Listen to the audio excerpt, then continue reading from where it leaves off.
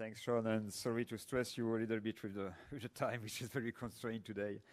Finally, please welcome Russ Parsons. And after Russ' talk, I will ask the presenters to join us on the stairs for a couple of questions. So Russ Parsons is a research ecologist with the US Forest Service, Fire Sciences Laboratory in Missoula, Montana, where he has worked since 2000. His research work focuses on detailed fuel and fire modeling and explores how spatial patterns in fuel or fuel changes from fuel treatments or other disturbances affect fire behavior and effects. And Russ will talk about North American fires 2017 and 18. Thank you.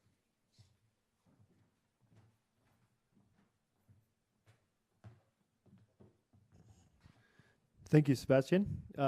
Bueno, antes de empezar, quiero agradecerles a todos por venir. Es un gran privilegio estar aquí y estoy muy emocionado ver tanta gente aquí. But I'm going to do my talk in English. Okay,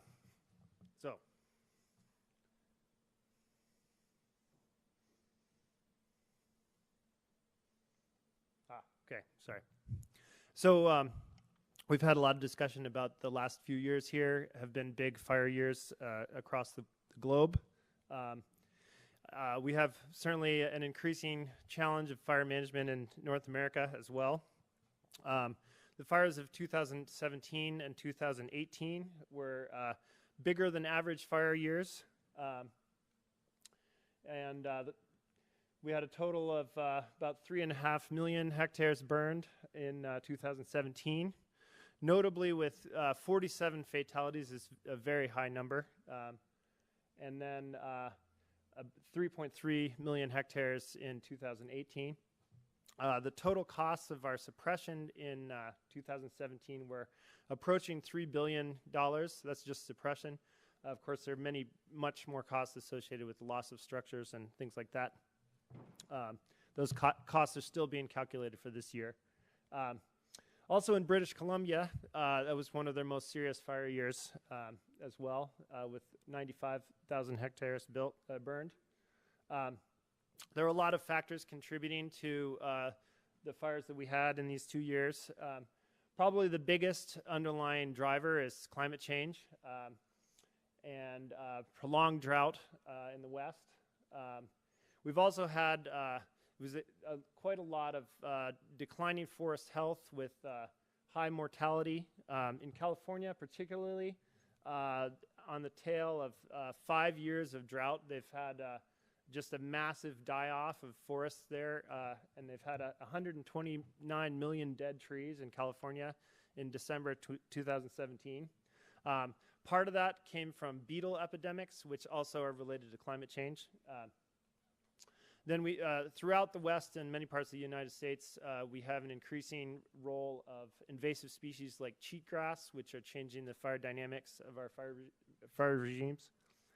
And then, of course, the problem that everyone has, more and more people are living where the fires are burning, which complicates our management efforts and increases costs and raises the stakes in all of our fires.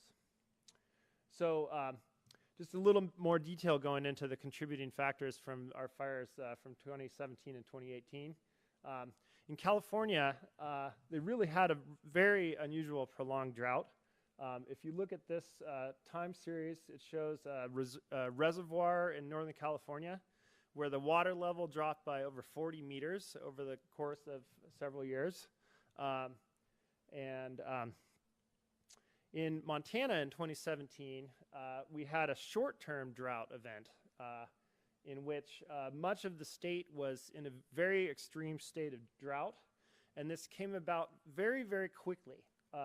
So in this graph for one of our weather stations, there was about a one week or 10-day period in which everything dried out very rapidly, and then it stayed at the 97th percentile for almost 2 months straight. So during that time, it was just incredibly high fire potential. And then in 2017 in Montana, definitely an aspect that was very challenging in fire management was the number of fires that we had burning at the same time We had over 40 large fire incidents going at the same time in Montana, which is a really difficult thing to juggle resources for. So going into a little bit of the detail of some of the fires that we had, the Thomas fire was in the latter part of the year in 2017, occurred in December. And at that time, it was the largest single fire that California had until 2018, when it got beat by the next one. That fire destroyed over 1,000 structures. There were 23 fatalities. 22 of those were civilians. And the damages from those, and that's not just suppression costs, but that damages were about $2.2 billion. And $230 million of suppression costs on that fire alone. Meanwhile, in 2018, the Mendocino complex became the new biggest fire ever for California, with one of the component fires of that, the ranch fire, being the largest fire ever in California. 280 structures were destroyed, and there was one fatality. So for me, one of the most compelling aspects of these fires to look at is really the high civilian fatalities that we had in 2017, where most of the fatalities that we had in 2017 were civilians. And then the previous year, there was a very unprecedented fire in Tennessee, in Gatlinburg, which is an area that typically does not have very, very serious fires. It's a moister climate there. And then if you look in the bigger picture, some of these large-scale civilian fatality incidents of the last several years, obviously Australia, Russia, Israel, Portugal, Greece. All these things together kind of underline the need for improvement in early warning systems, predictive modeling, and particularly community safety planning, so we can start anticipating how we're going to evacuate people well before, because as we know from what we've seen from the earlier presentations, oftentimes there's not very much time to get the plan together. You kind of have to have your plan put together well in advance for it to work. So how should we interpret these particular fires from 2017 and 2018? I would say that despite their size and impacts, these fires are basically quite representative of what we expect to happen from here on, unless we can change how we think about it. And for me, I think that that's going to really require a tighter connection between fire managers and fire researchers. And now I'm going to go a little bit into some ideas of how I think that can be done.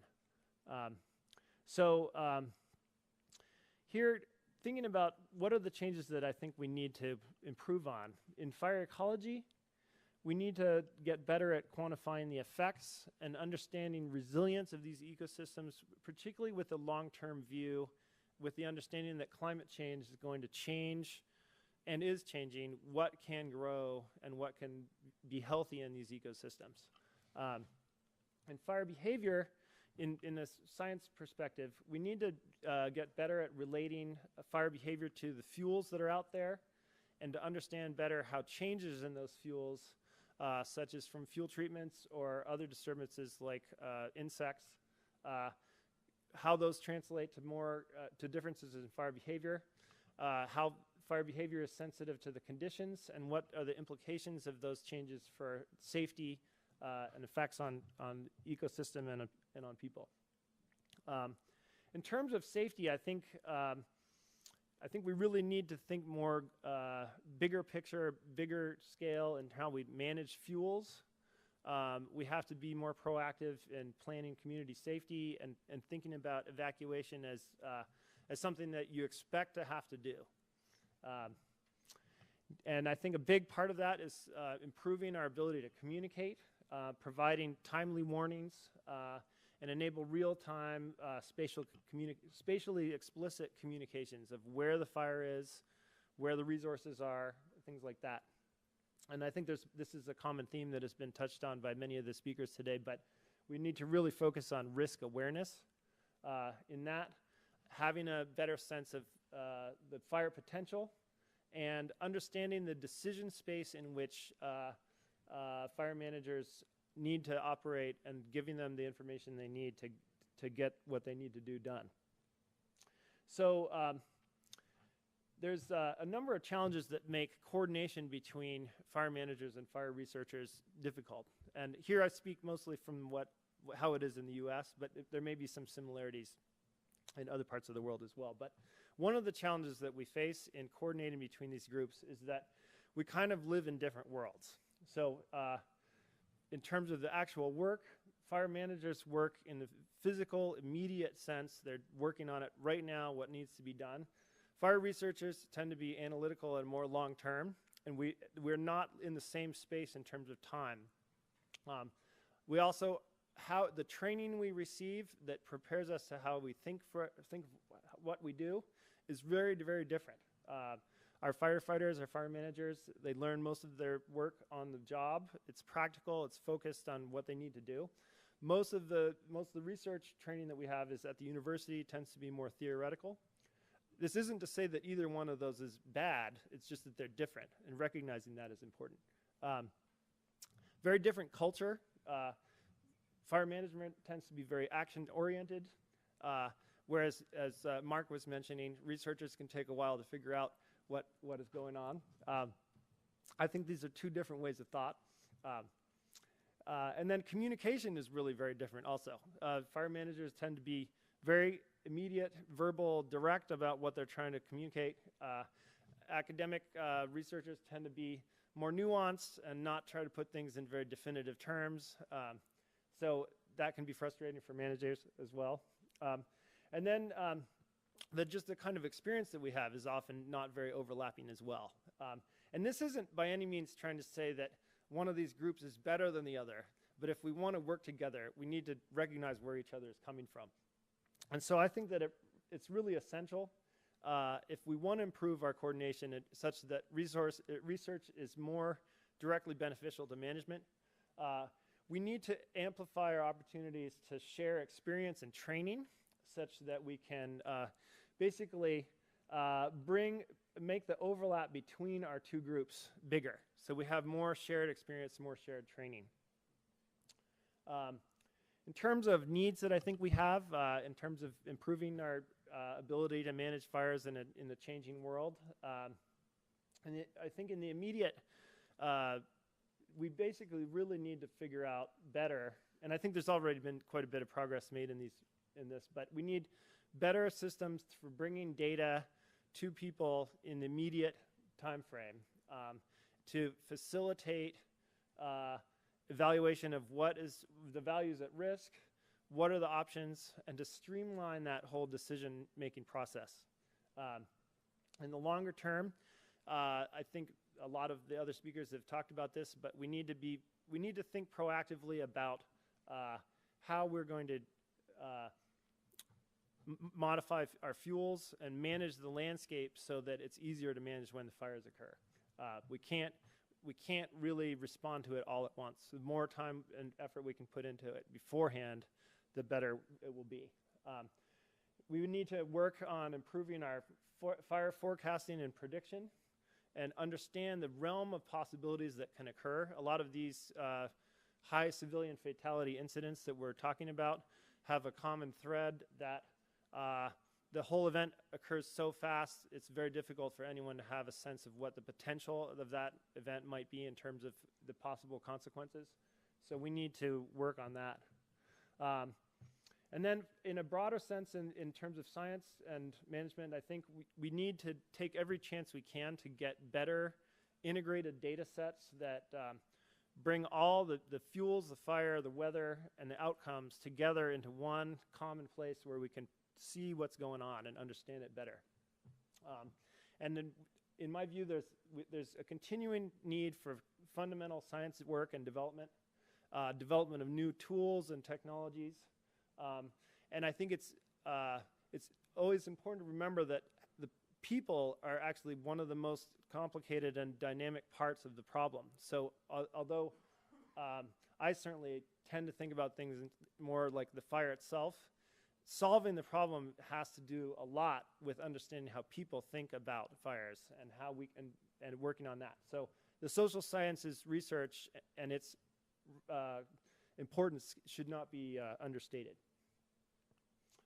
In terms of opportunities, I think that events like this are an excellent opportunity for us to get together and talk about things and be in the same space. I think prescribed fires are also a remarkable way where we can come together and experience things together. And I've found that the discussions around prescribed fires are often just very, very valuable. Exchanges are extremely important because it gives people an opportunity to have a prolonged visit and really get where they can understand how other people are doing things and learn. One of the most successful such exchanges in the US is called the TREX, or the Training Exchange. And these are practical fire training events where they do a prescribed fire, different people come in, and the goal is that everyone is going to learn, they're going to get experience. In terms of our fire management system, the qualifications that firefighters have are a really important part of what jobs they're allowed to do, and often there's few opportunities for people to get those qualifications. So these training exchanges provide a unique opportunity for a lot of people to get experience and to get moved through getting these qualifications, which makes the whole fire workforce more mobile and more adaptable. Then I think collaborative platforms, this is maybe kind of nerdy, but in a lot of science development now, particularly in modeling, there's these collaborative platforms that are used on computers that enable people to collaborate very effectively. Anyway, they can really change how people can interact, which I think is very important, as the problems that we are dealing with are so much more global than local now. Anything that enables us to interact and collaborate fluidly is really worth doing. And then finally, I think fire has not been given the attention that some of the other natural disasters like earthquakes and hurricanes have.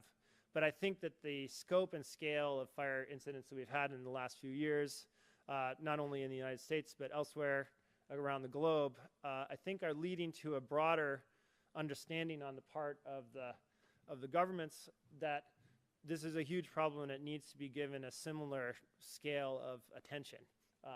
So I think everything we can do as practitioners and researchers to build public awareness and build a larger scale institutional support for fire management, and particularly for proactive fire management, I think the better we will be.